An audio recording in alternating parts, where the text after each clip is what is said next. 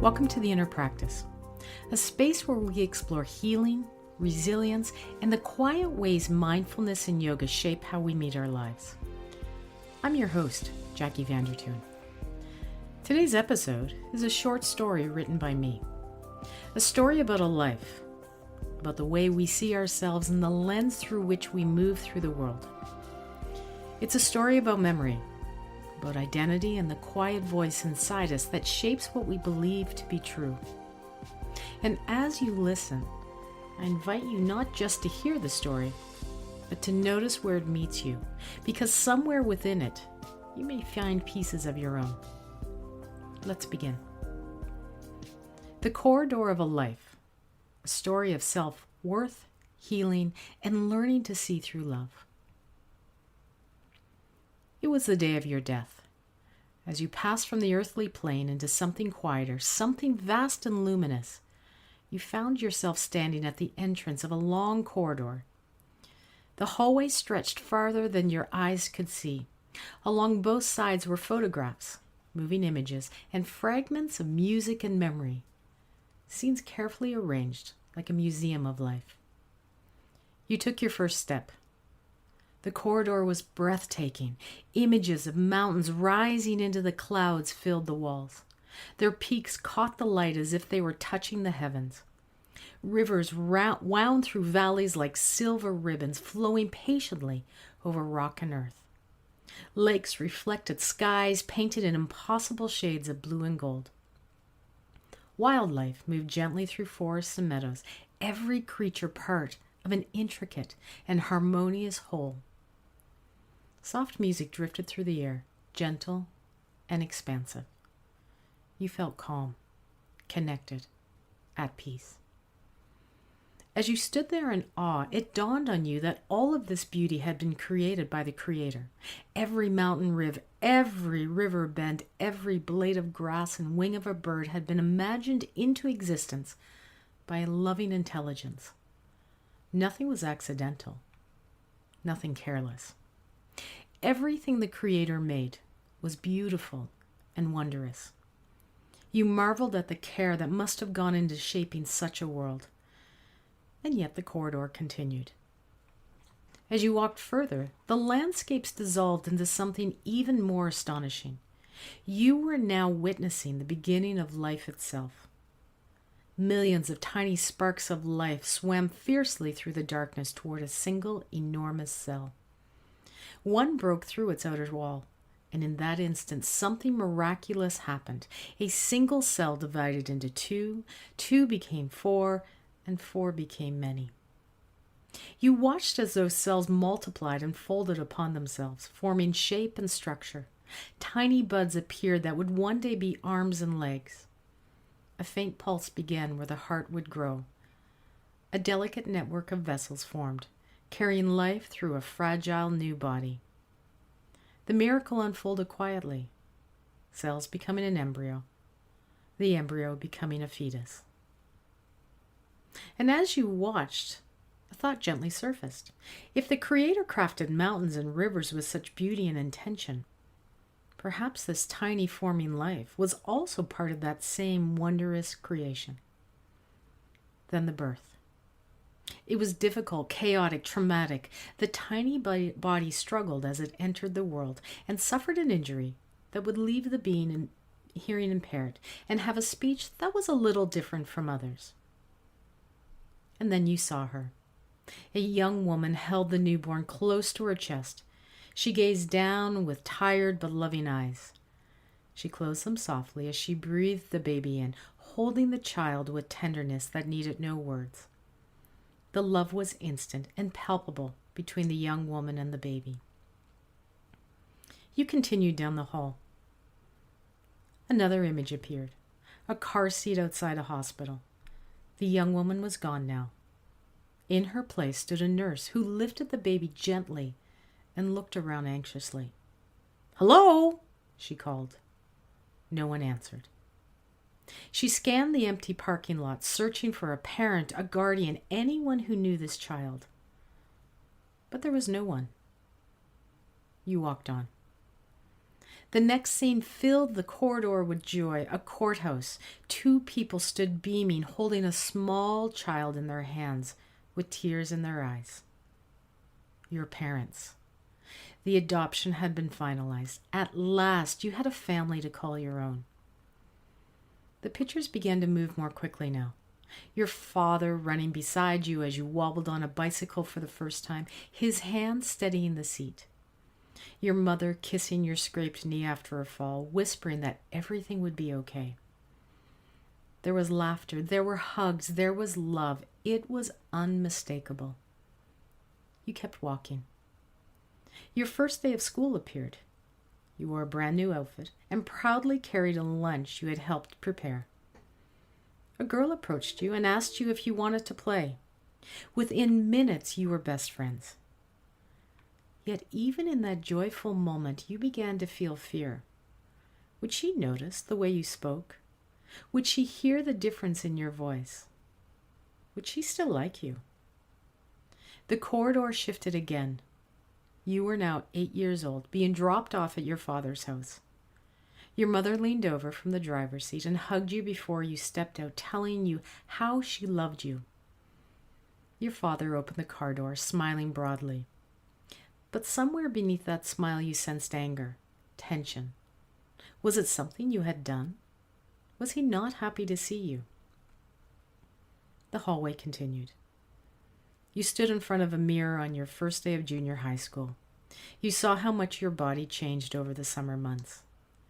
You stared at your reflection and hated what you saw. The childlike form you had once had was now disappearing.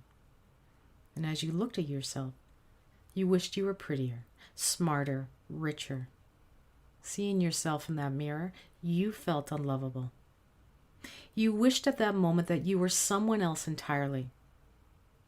You saw a freak, someone who couldn't speak the same as everyone else. The images moved forward. Your first job at a convenience store. Although you had a scholarship, you had decided not to attend university that year. The owner leaned against the counter and looked at you with thinly veiled contempt. "People around here don't make much of anything of themselves," he said. "And the way you talk," he laughed. You said nothing, but inside a quiet voice agreed with him. It was the same voice you had been listening to for years. The corridor brightened. You were crossing a stage now, wearing a graduation gown. Applause filled the auditorium as you received your university degree. Your parents sat together in the audience, smiling proudly. Later that night, you celebrated over dinner. Their old wounds had softened, and for the first time in years, they seemed peaceful together. Yet a question whispered through your mind. If I weren't their child, would they still be married? The images shifted again. Your first professional job. You were asked to lead an important project. Colleagues trusted you. Supervisors praised you. But the inner voice returned. You're not good enough to lead. You only got this job because someone felt sorry for you. And you believed that voice. The corridor continued. You held a child's small hand on his first day of school. As you left him in the classroom, you worried endlessly. Had you prepared him enough? Would he fall behind because of you? Would the teacher see that you were failing as a parent? Years later, you sat in an auditorium once more. Your son crossed the stage to receive a scholar award. The crowd applauded loudly. You felt immense pride. Even then, you thought, thank goodness he inherited his father's intelligence. The picture softened. Now you were older, sitting on the floor with your grandchildren as they prepared for their first overnight visit. Their laughter filled the room. Yet a worry crept in again. What if they get bored here? If I were only more creative, maybe then they would want to come back. The hallway darkened. You stood beside the coffin of your husband. The love of your life was gone. You wondered who could possibly love you now, with all your faults, your weaknesses, your insecurities. You believed he had been the only one patient enough to do so. Then the final image appeared. Your own funeral. People stood and spoke about your kindness, your generosity, your dedication to others. They described you as strong, compassionate, loving. You listened in disbelief. If only they knew, you thought. If only they knew what a terrible person I truly was. You reached the end of the corridor, and there, bathed in a gentle light, stood your Creator. Beyond them were countless familiar faces, people you had loved who had passed before you. They smiled warmly, their eyes filled with recognition and joy. Your Creator looked at you with deep tenderness.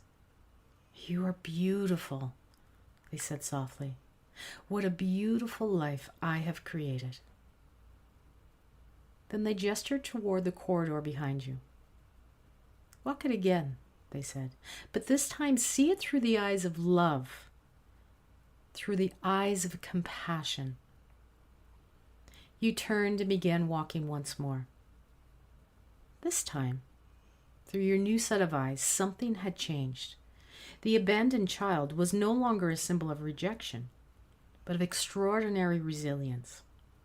The young girl with the speech difference was not flawed. She was courageous. The woman doubting herself had been quietly brave, showing up again and again, despite the voice inside her head. You saw the love your parents had given you, the friendships that had formed, the family you created, and the lives you touched. Scene by scene, the ugliness you saw faded. You realized something startling. These moments had never been ugly at all. It was your own self-loathing that had painted them that way. When you returned to your Creator, they asked gently, how might your life have been different had you treated yourself with the same reverence you offered everyone else? You felt tears rise. Your Creator smiled. Look again at the beginning, they said. You saw once more the mountains, the rivers, the forests, the lakes, the breathtaking beauty that had first created you in the corridor. All of that, your Creator said softly, was created by the same love that created you. You looked again at the vast landscape, the intricate rivers, the wild creatures moving freely across the earth. They were magnificent. And suddenly the question became impossible to ignore. If we can stand before mountains and forests in awe, how can we fail to see the beauty within ourselves? How can we not cherish the life we were given? How can we not bathe ourselves in self-love, not out of vanity, but out of reverence for the Creator and the miracle that was created? Your Creator smiled gently.